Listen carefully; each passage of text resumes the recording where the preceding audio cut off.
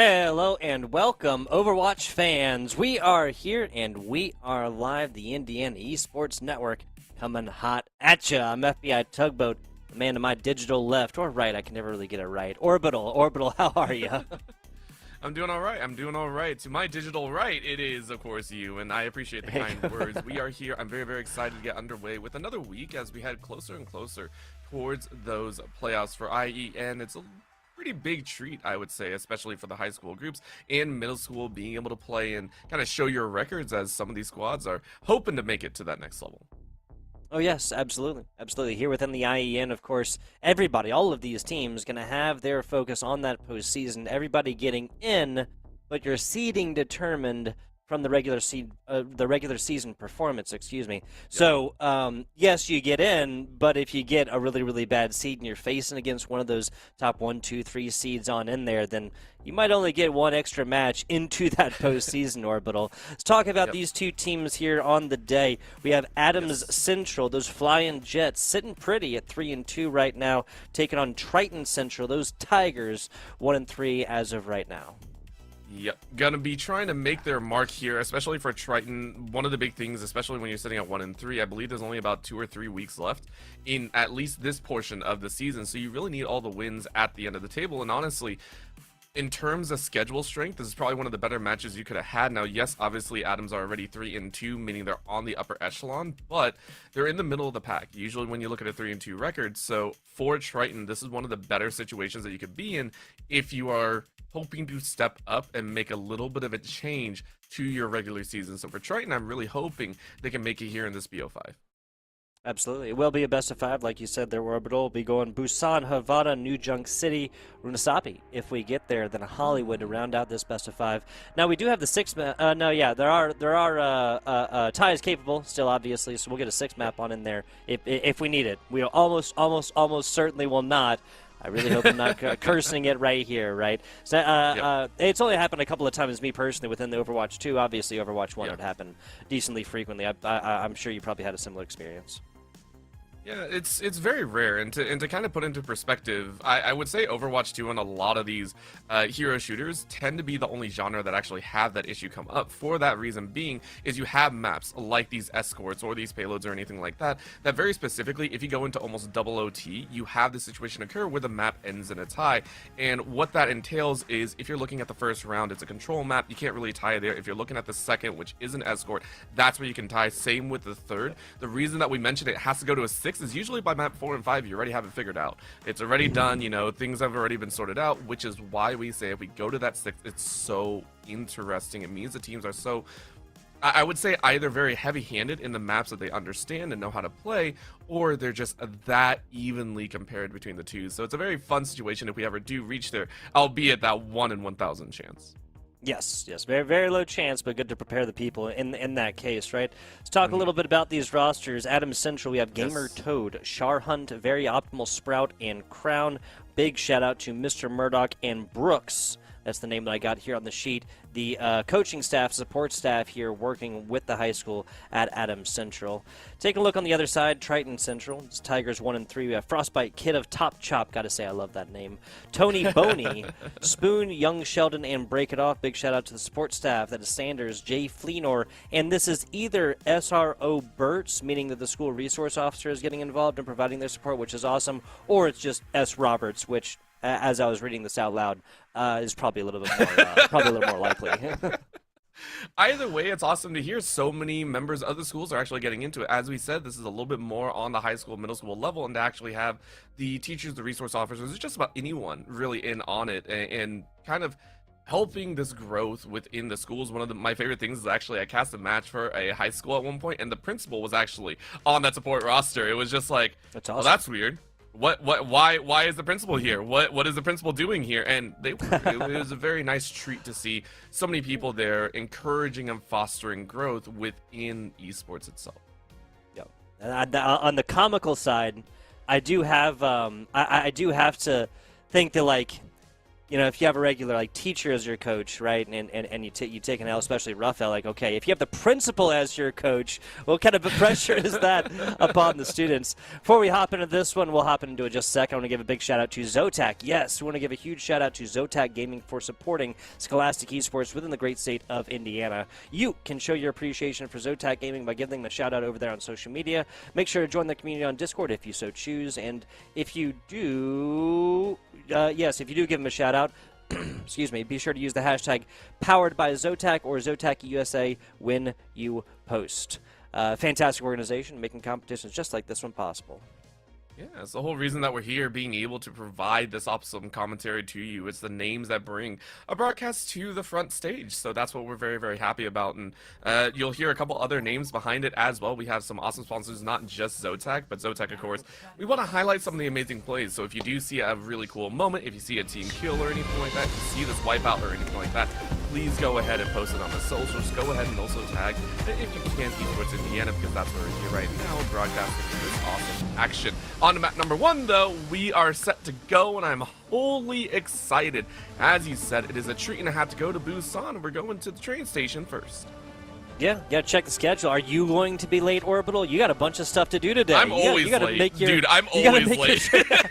Well, fortunate, because some of those that I was reading, it seemed like there were a lot of trains going to the same place, right? So you missed this one. You looked like you had one other one like 17 minutes later. Regardless, our tact and ability to be places on time. We're talking about you here, Orbital, not me. Notwithstanding, let's talk a little bit about these compositions. Yes, Juno in a composition over here for the side of Adams Central. A little bit of a different story, at least for that Ana pick for Triton Central.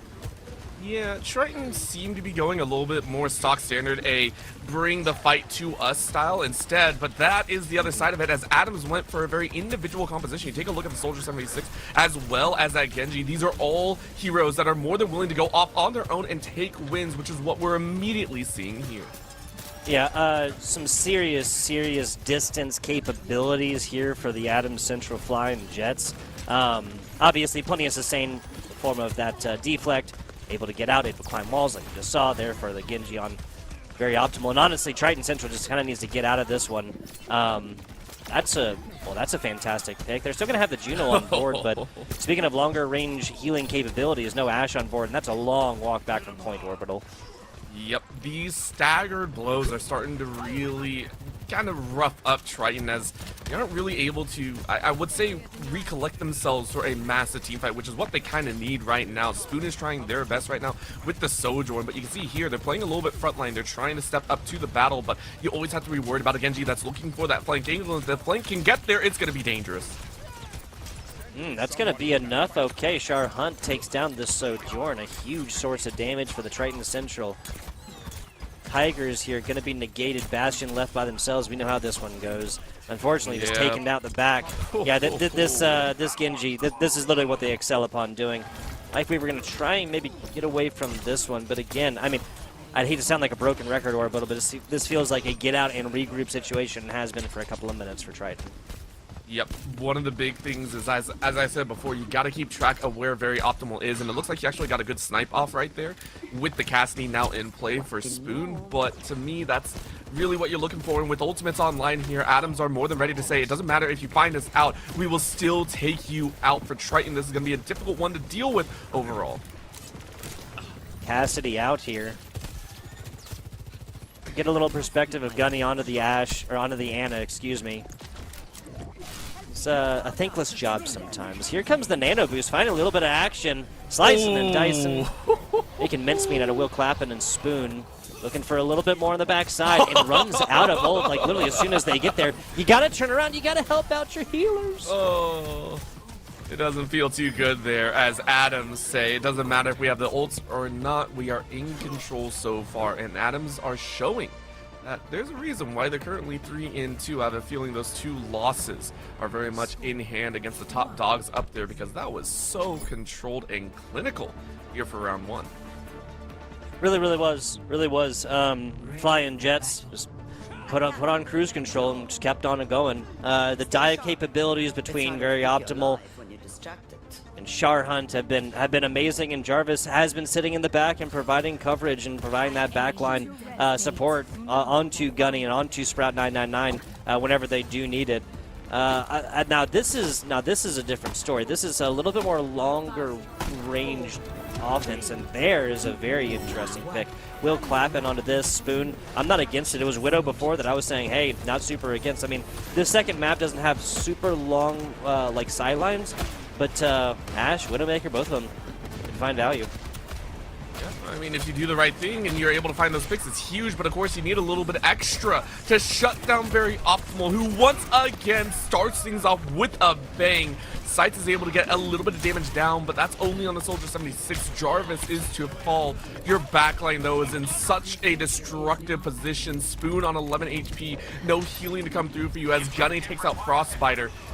And Adams once again opening up with control. Very Optimal in the front line, shredding through that tank. The DPS is here as they are optimal and claiming this point.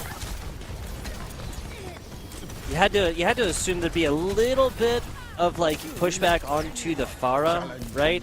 I mean, they have a little bit of longer range capabilities with the Soldier 76, with Gunny onto this Ash. I'm not even against the Sigma by any means whatsoever, but like a full reset necessary here, definitely.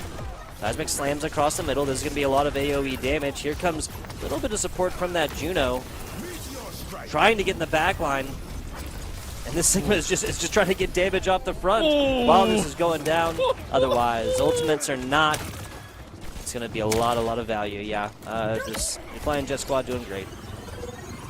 I really like how Adams are also rotating between a 3- and 4-man squadron, it feels like. Every so often they'll send Gunny, Jarvis, and Charhawk on a little mission. They'll allow Very Optimal to kind of do what they want and then Sprout in between. And it's leading into these pick situations where Triton are really not being able to kind of keep control of the situation, and that's what makes Control so much fun, in my opinion. There are so many ways to play it. There are so many ways to go offense and defense. You have to be able to flip between all of the different scripts right now. Adams, though, they are firing on all cylinders as it feels like they are just unchallenged right now, fighting off of the corridor. Sights is able to find one, though. Jarvis goes down once again, but we're watching Very Optimal. Are they going to be able to make something happen? Gunning is able to take away a little bit of that top shot utility. I don't think it's going to be much more than that as the damage is coming through. Dear Gunny, making sure everyone is healed up. That's going to be a little bit of burnt.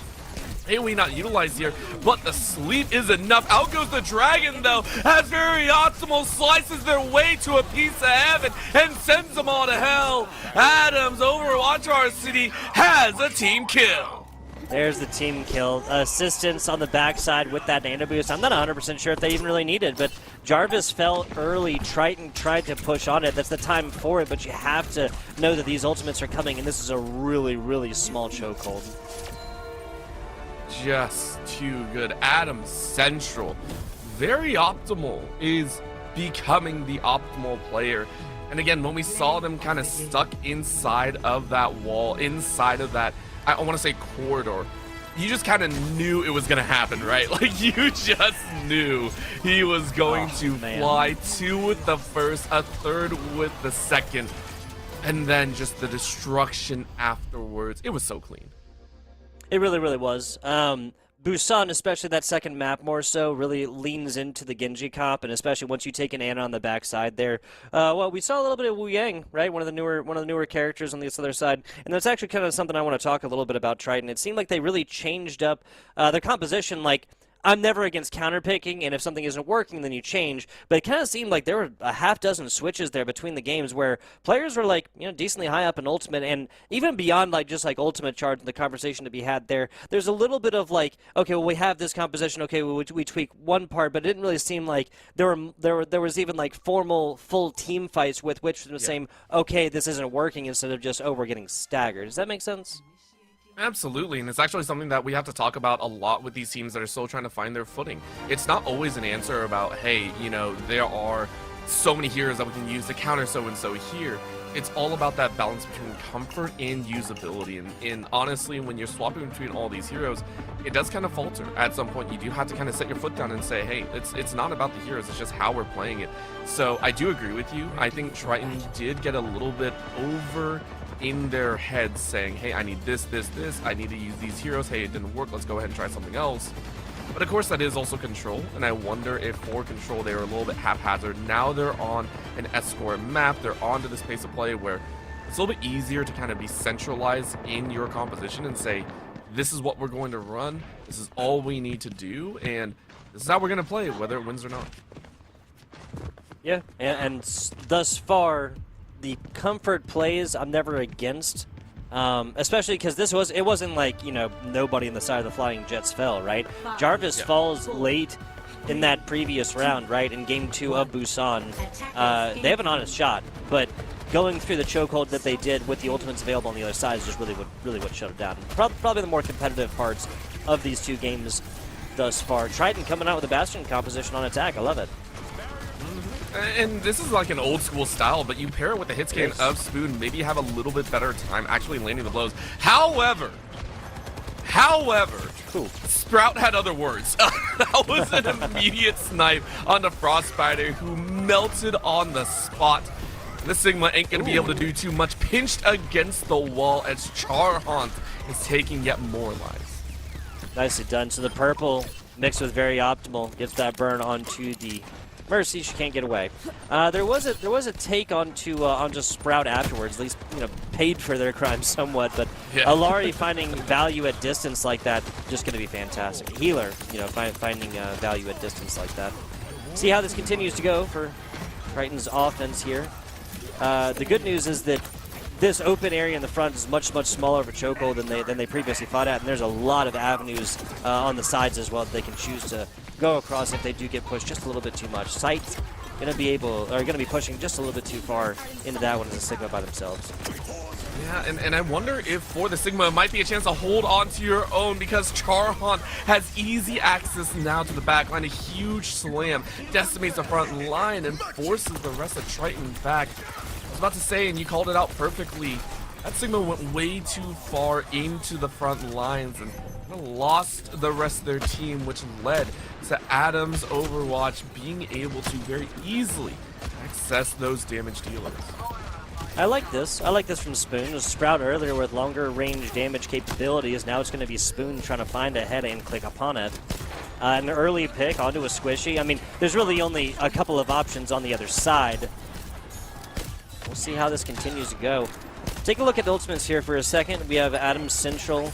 Obviously, this Anna's glowing. Here comes the Nano Visor.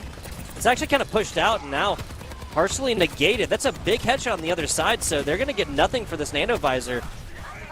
Res does come in. There's the charge, and again, Sight on the Sigma is just getting a little bit too aggressive. Once this tank dies, it's just so much harder for the rest of your team to find any value when, you know, the focus of all this damage is not onto a tank that has a shield. Yeah, this is, again, very well timed by Adams. They have been so comfortable in their pacing. Frostbiter not trying to cover along the back line, but it only takes a little bit of time. Spoon, though, finds a great mark on the Jarvis. Are they going to be able to utilize this DPS down to fire forward? That payload hasn't moved a single inch, feels like, from before, but in their last minute, it seems to have yielded results. Big win for Triton here. Triton Central are going to try and push forward as fast as possible. Sight's doing their best, still standing in the front lines, but very low. No healers around, so you're on low HP. Battered against the wall, though. Spoon takes out Jarvis yet again. That staggering is working. Spoon, what a shot! Oh, the Spoon becomes the fork and more, but a big slam comes right back. And unfortunately, they stepped way too far forward. The knife cuts through them as Adam's Overwatch is able to answer back. Fantastic job there from Charhant. Just kind of I'll do it myself type mentality after Spoon found a couple right here. Now, 25 seconds. This should be enough time for them to hold as well, but Sight can push too far again as this Sigma, once again, fighting from the inside and not against. That's a huge pick. Spoon onto Jarvis. See if you can get a little bit more. Out comes that Reinhardt just stepping up in the front lines, but Triton goes high. Are you going to catch anyone? Ah, you miss. It feels a little bit bad, but you might create some space. Very optimal, though. Say, I can snipe 2. That's 3 on the line. Make it 4 with Bob. A one-man wrecking crew, or a bot, if you will, as that is enough to secure the team kill and round 1. Yeah, fantastic stuff. Very optimal, showed what they can do normally. I'm not sure if we actually saw Bob sent in the previous Busan round. Obviously, they didn't play on that character the entire time either. But a fantastic utilization of this one. It's going to be a hop, skip, and a jump away from Adam Central taking a 2-0 lead. What is that? Oh, only 53 meters, barely around first turn. Yeah. Mm-hmm. Yeah, it's a tough one, and I will give props. Triton this time actually stuck with their guns. You were talking about that Widowmaker first spoon. It was touched on a little bit, and then they swapped off at the beginning of the game, midway through their attacking round. They swapped back onto it and said, okay, this is how we're going to play, and that's what we're talking about when we say comfort will override meta versatility and everything like that. Stick with your guns, try your best with those heroes, and you might find a lot more success than you were expecting. So I like what we saw right there. From Triton, it just, again, was answered by Adams, who said, okay, you're going to play that long-range game, we can do the exact same. Yeah, and especially the characters with which they found value doing that same exact thing. I'm a little bit less so for Spoon on the Widow on defense, right? Because the whole idea on offense is that you can come out here, take a pick or two, especially two, right? And then switch to whatever else your team needs to go forth here, try and get this one done. Triton on the defense, they're happy with it. Yeah, I really don't see Adams faltering here as much. They're going ahead with their aggressive over-attacking style, bring out that Iron Fist as soon as possible. Look at side angle flank as well. Gunny is there, but very optimal said, I got the Genji, I got the speed, and I got the kill. Your backline can do nothing. Frostbiter tried to take out Charhan and finds him, but unfortunately pushed a little bit too far, and this is going to allow Adams to step on up, push that payload already 15 meters. Okay, so healer and a tank down. Of course, Charhant on that Doomfist will be back in just a second. But Spoon, if you can find another one right here, this might be the beginning of a beautiful hold. Stop dead in their tracks. This Genji getting very, very aggressive. Very optimal, actually, forced to come all the way back here and doesn't get away from this Moira. It's the Doomfist, a little bit of pressure now, but it's just going to be shots raining down from on high. Pinstripe kill feed is looking fashionable here. Orbital as each team is taking picks left and right. I like it. Again, Spoon is finding so much advantage here, has been getting so many free damage shots down that it's quite honestly surprising. But Gunny is finding the frontline tank, so they have to stop it very quickly. What a snipe, great shot. Jarvis is going to fall. Widow and Widow action is going to lend itself to Triton, but they have to hold it a little bit more. And with Jarvis down, it's a whole different story. Very optimal, able to find one more in the front line. That's 3 total. Triton Central, is anyone there to stop it? No, there is not. And Adams are able to claim game number 2. Flying Jets, flying high as of right now, 2-0 across the series, and they are staring down the barrel. One game away from, in fact, a 4-2 start here within the Indiana Esports Network. Let's take a look at this play of the game. Yeah, again, very optimal didn't play Ash like the entire time, but when they did, it was absolutely shut down plays, man. It's one that we called out earlier. That was the game ending for the defensive end. It was very, very powerful stuff, and we give credit where credit is due. Really, really well done to Adams. Again, a squad that we mentioned, yes, for Triton, they want to find victory and everything like that, but for Adams, they need this victory as well. They want to give themselves a better chance at making it to playoffs and have a better seeding. You were talking about that first, second, and third position. If one series is going to push you from third to second, that just means a much better opponent come the beginning of the playoffs. Yeah, and that's, again, we talked a little bit about this at the beginning of the broadcast, but obviously both of these teams really going to be focusing on that one. They're able to focus on this one. They're able to go forth and do these competitions thanks to organizations just like LANFest. Yes, this broadcast is part of LANFest's Scholastic Esports program, which is a program that supports this league and many others. Since it was launching, LANFest has delivered over 300 broadcasts to scholastic leagues in the states of Washington and Indiana. Now, we provide these broadcasts free of charge to those leagues, schools, and teams that we do cover. Generous donations do make this possible. Every $200 raised covers the operation cost for one regular season broadcast. And if you appreciate our work, we got a QR code right there for you. Donate today if you so choose. Appreciate you, LANFest. Let's hop back on into this one.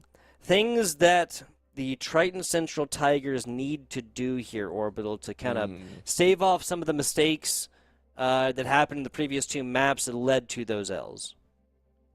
Number 1, you got to track optimal. I don't know how you're gonna do it, especially because you're going on the Flashpoint. Flashpoint, basically a larger macro control map, I guess is the best way to put it. Very Optimal has had such versatility and strength in finding those corners, being able to find those angles to catch your backline out.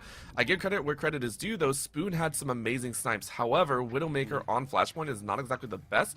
Not that many great angles, long-range spouts to be able to fire off, so you gotta track Very Optimal. And I know that's a hard ask, but that's step number one. Step number two, make sure site strategy doesn't go too far. Your tank needs to stick with your squad, even if you're playing Sigma, even if you're playing a lot of these run forward heroes.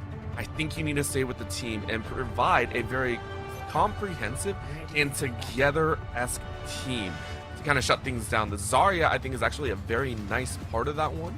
So you go ahead, use that tether, use a lot of those AoE slows in there if you can, and be able to shut down Very Optimal, who is playing a Tracer of all things. Not against the Tracer on this map on New Junk City, but whatsoever. The thing that really interests me about Triton and these Tigers is the Mei Zarya composition, right? You get the Zarya super charged, then you put a wall onto a tank's back as they're backing up and just trying to get back with the rest of the team. Does two things. Obviously, it sections them off. Second, it stops any line of sight healing. Now, with Gunny on the other side, that should be a little bit of healing right over time there and a little bit of armor or whatnot, but will not be enough. We look at this tank Sharhunt, who's not able to get out. Very mobile, though. See how this one goes. Over the top. Lot of support here for Spoon onto the Sojourn. Sends a couple of shots out across the bow, but not going to find Pater quite yet. Sharhunt, though, different story. Wu Yang is out of this one. Yep, and that's going to be difficult because Spoon was also found. As much as we were talking about Very Optimal, it's all about Jarvis on the Soldier 76 that has been powerful in the front to back. Another angle that we just don't really watch for, but it is providing that sustained DPS. So already first point here for Flashpoint is going Adam's way. They are on pace to go ahead and reach that 3-0 series score that they have been hunting for. Just first point right here, but I got to agree with you. A lot of damage actually onto this Wu Yang here early, and even more so when you know that the other team is playing this Doomfist, especially when you're on a character like Wu Yang, you really can't push a front line like that one, right? Kind of trying to stretch that healing line a little bit farther there, but it's just been minor mistakes thus far that really seem like they're catching in the craw of Triton Central. Very Optimal, though, saying, hey, listen, Jarvis had a lot of free fire. This time it's my turn. Takes out Will Clappin on their own, which leaves Site Strategist already a little bit loose. Unfortunate there as they were without their healer. It's yet again a teamfight win. Triton Central push back to Flashpoint 2 as first point will go Adam's way. Couple sitting away from them. Like you said, that 3-0 sweep in this series. Triton Central, or at least now seem to be a little bit more cohesive and kind of fighting together on this one. Change onto the Reaper. I mean, I'm never going to complain about a Zarya Reaper composition, right? True. Like, let's be honest with one another. That and the Blizzard and Death Blossom are some of my favorites to watch here. It can be ridiculous in terms of powerhouse. Okay, Sprout sending Keto a little bit off the top chop gone. But here comes the Doomfist slam down behind. Go ahead and bring that damage down. And Sharhunt says, I can bring out the DPS as well. Bye-bye to your supports and bye-bye to your possible front line. As point number 2 already tagged by Adams.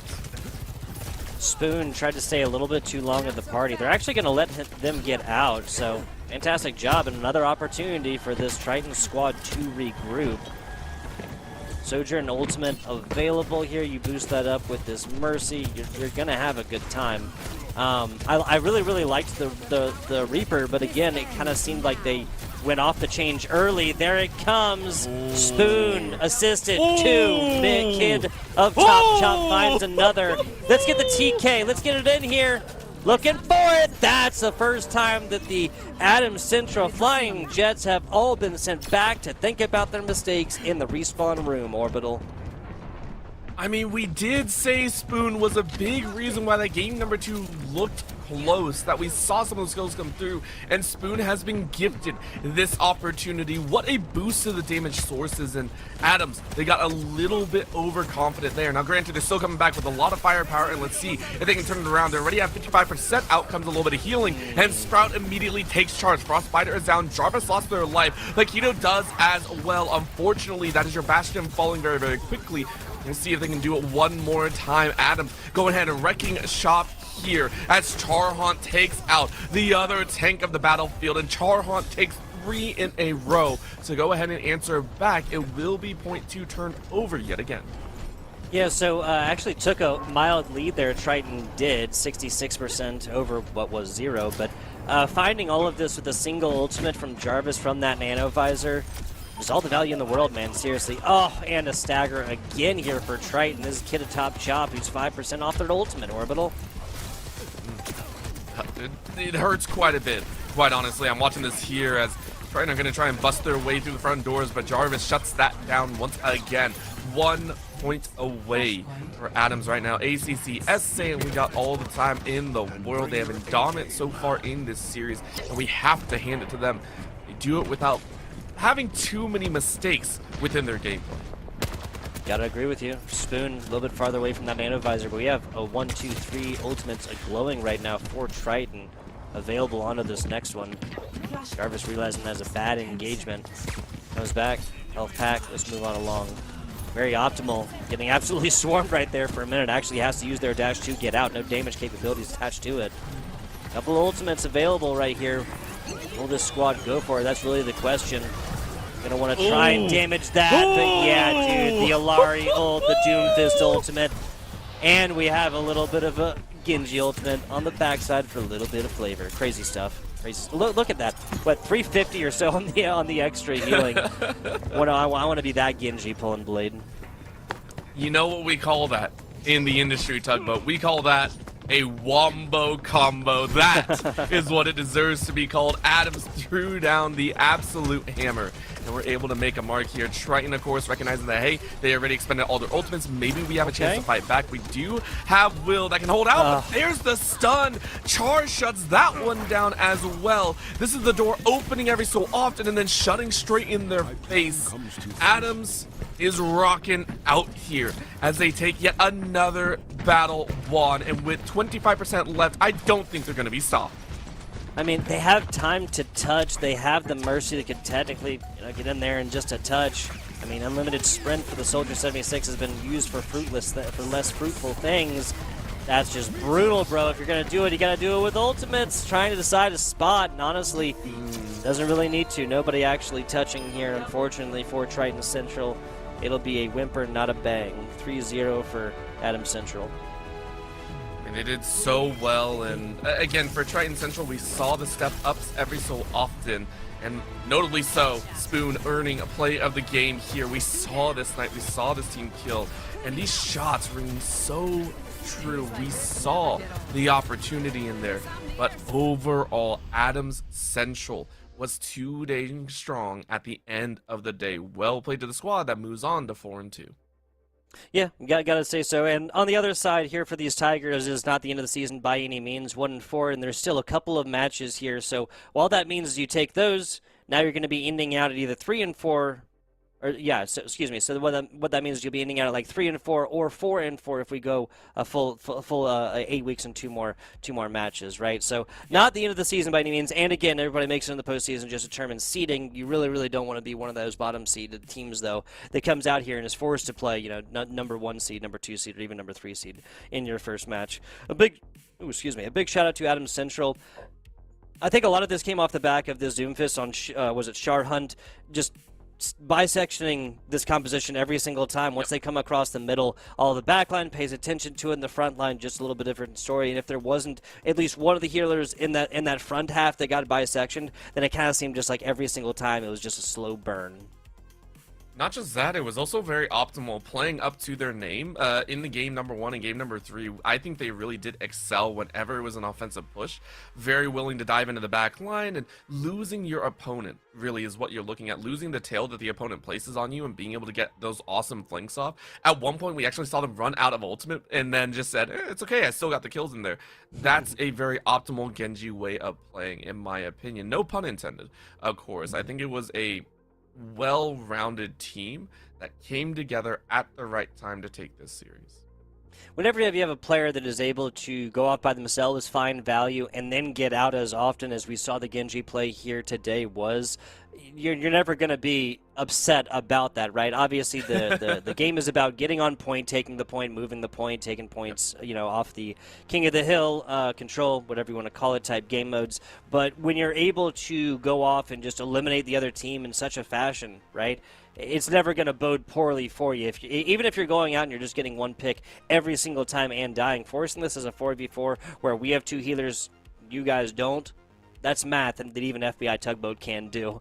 I want to give a shout out here to LOS Portal. Yes, League OS Portal as one of our sponsors here at the IEN. Do you want to play esports in college? Well, now you can search for hundreds of collegiate esports programs at portal.leagueos.gg. How about I bring this over here so I'm not looking across so often? Scholarships exist for players, shoutcasters, and more. So list all of your talents.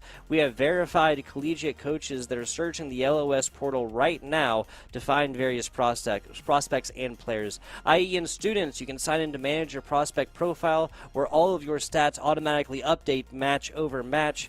And of course, the LOS portal is free. So don't miss your chance to get discovered. Visit portal.leagueos.gg and level up your future. Fantastic broadcast it has been, Orbital, but I do believe we have reached my least favorite part of any broadcast. That, of course, is the end.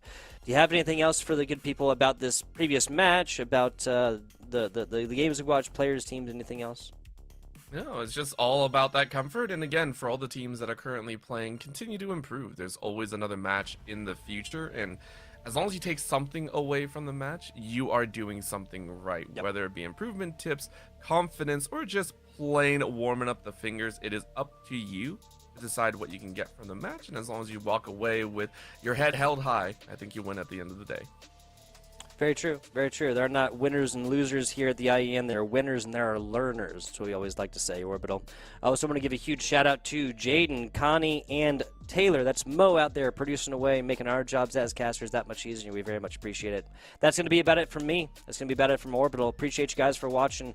We will catch you. Oh, nope, excuse me. We have Fortnite. Yeah, excuse me. The next match is Fortnite, Wednesday, 11/12, 5 p.m. Eastern Standard. There's 3 different modes there as well, so really, however you like Fortnite, I think you can find it there. Again, that's tomorrow, 5 p.m. Eastern Standard Time. That's 2 p.m. here on the Pacific Coast on the West Coast. FBI Tugboat Orbital, appreciate you guys for watching. We will catch you on the flip side.